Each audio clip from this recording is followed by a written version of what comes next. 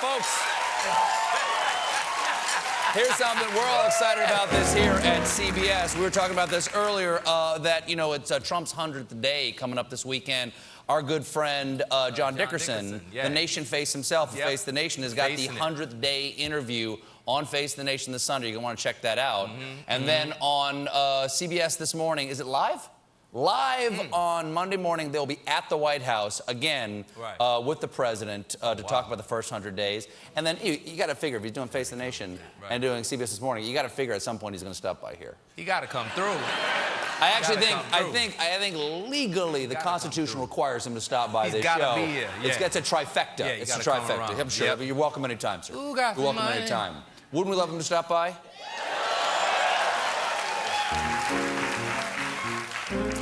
Folks, my first guest tonight needs no introduction, but I have to say his name so the band knows when to start playing. Please welcome Tom Hanks.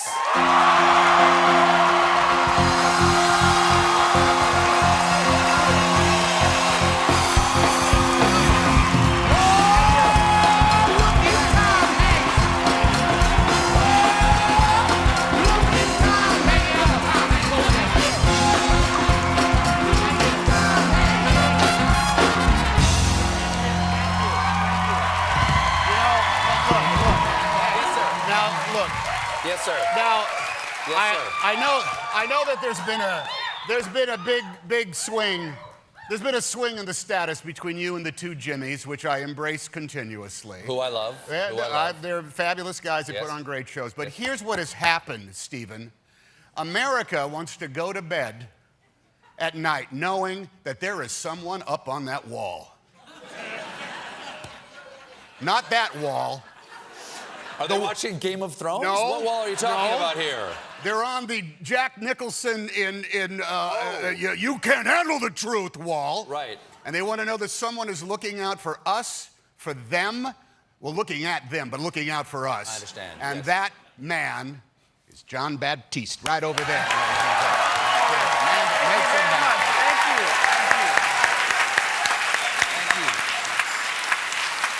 He gives, and he gives, and he gives. So as soon as we see that little melodia going, we sleep like babies.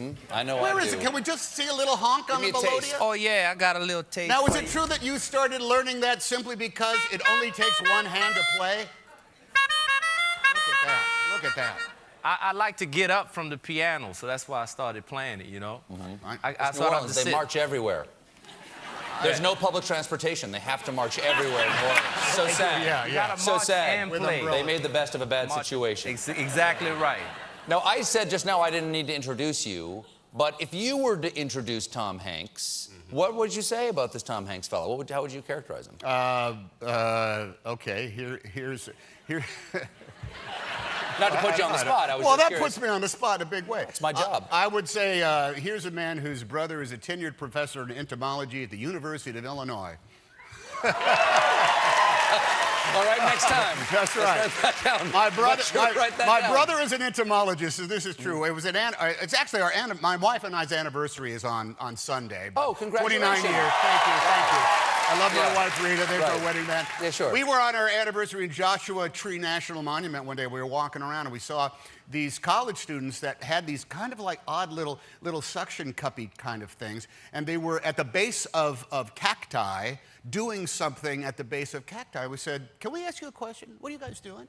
And they said, oh, well, we're entomology students at the University of California at Riverside, which is a big thing for me because my brother earned his doctorate from the University of California at Riverside. And your brother's name is? My brother's name is Larry. Larry, okay. Or he insists on being called Professor Lawrence around our house. We have to call him Professor He earned it. And what they were doing, they were sucking out little teeny microscopic cacti scales or something, some sort of insect. And I said, you know, my brother is an entomologist. And they said, yeah. And he actually, not only did he get his doctorate from Riverside, but he used to teach there. And they said, yeah. And said, and my brother, I'm Tom Hanks. And they said, yeah, and your brother's Dr. Larry Hanks. So I was the famous guy's brother, at the thing. Yeah. And it rattled me just a tiny bit. And Yeah. my brother Jim is still angry about it. Sure. And my sister Sandra still can't Yeah. quite. It's nice, though. Is he an older or younger brother? He's the older brother. Good to keep you humble. Older brothers really should do that. He found his way many, many a day in order to keep me humble when I was growing up. You have a few things that you do that be hard to stay humble after having done. There was a big story 2 weeks ago. Barack Obama was on David Geffen's yacht in French Polynesia, best of all the Polynesias. I understand. Yes, okay. It was. Oprah was on the boat? Way better than Dutch Polynesia. Please. No, it's no Fiji or Mongolia, but nonetheless.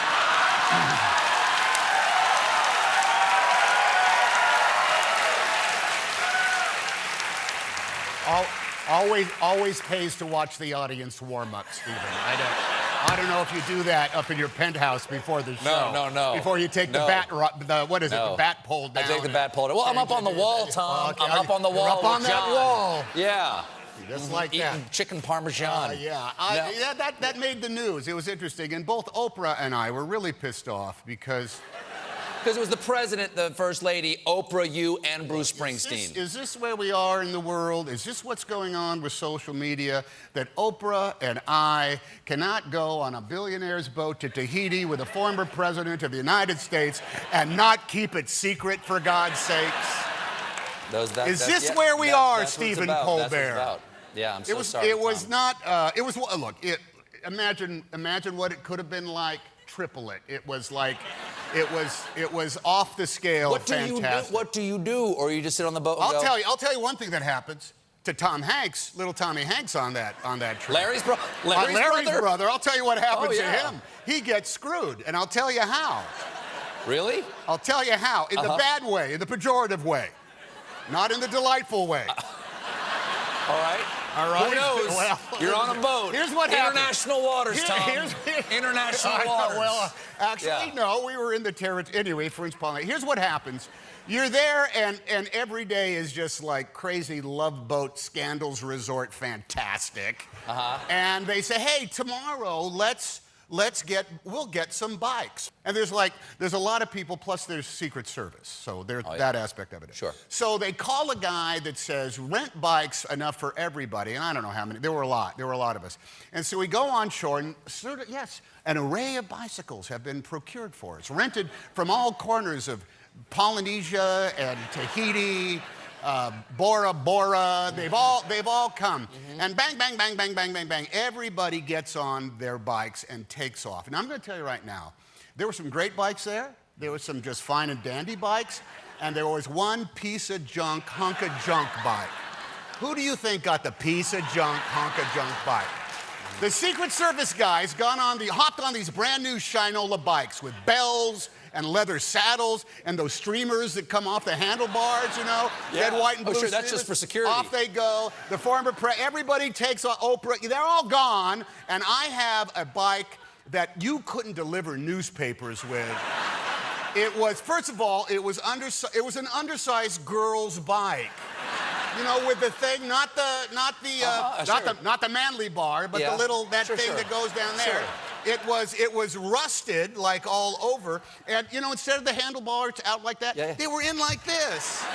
So I'm riding this thing, and not only that, it only had one gear. All the others were like mountain bikes with 27 gears and shifters. I literally had a single sprocket and coaster brakes that hardly, and I'm like, and they say, the Tahitian islands are beautiful to go biking because it's so flat. Nonsense. I don't know what the French word is for that. It is not. This is what my view of riding a bike in Tahiti was. Up, up, up, up, up, up, up, up, up, up, up, up, up, crap, crap, crap, crap, crap, crap, crap, up, cratch, no, up, up, up, up, up, up, up, and I'm going like this. It was so bad that I passed like my 6th Tahitian corrugated tin hut of the people who live there, because they can live like it's paradise. They don't need a lot. Every one of which had chickens running around in the front, a very mean dog on a rope, a miniature satellite dish pointed to the horizon, and very nice people who would wave to me they waved to everybody as went by, and they say for me these words in the local language: crappy bike. Like this.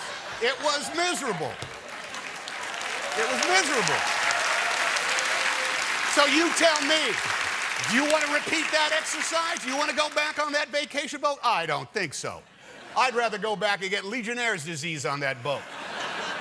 When you're on something like that, and how famous are you is my question, because when you look around that boat and you see Oprah and you see Bruce and you see the president and David Geffen's there, do you go, holy cow, or you go like, yeah, Wednesday? No, I've since being very low on the food chain on that one. Really? Well, it's all about how you participate in the conversations, because it's really about great ideas that are talked about at breakfast, lunch, and dinner. Right. You just want to get there and hung on every word. And I'd love to share a ton of stories with you from it, but they're classified.